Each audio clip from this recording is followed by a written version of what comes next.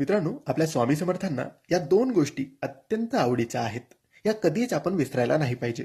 आपल्या प्रत्येकाच्या घरामध्ये स्वामींची मूर्ती, स्वामींचा फोटो आहेच आणि आपण दररोज सकाळी स्वामींचे पूजन करतो. तर आपण जेव्हा स्वामींचे सकाळी पूजन करतो तेव्हा या दोन गोष्टी विसरायच्या नाहीत. आता या दोन गोष्टी कोणत्या? तर मित्रांनो, पहिली गोष्ट आहे अष्टगंध आणि दुसरी गोष्ट आहे हिना अत्तर.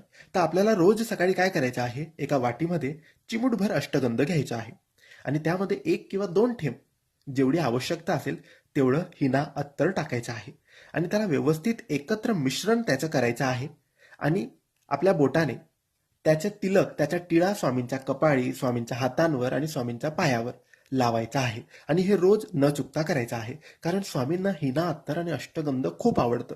तर अष्टगंध आपण असंच लावू शकत नाही, म्हणून ते हिना अत्तरमध्ये मिश्रण करून लावायचं, म्हणजे हिना अत्तर सुद्धा स्वामींना अर्पण होईल आणि अष्टगंध सुद्धा.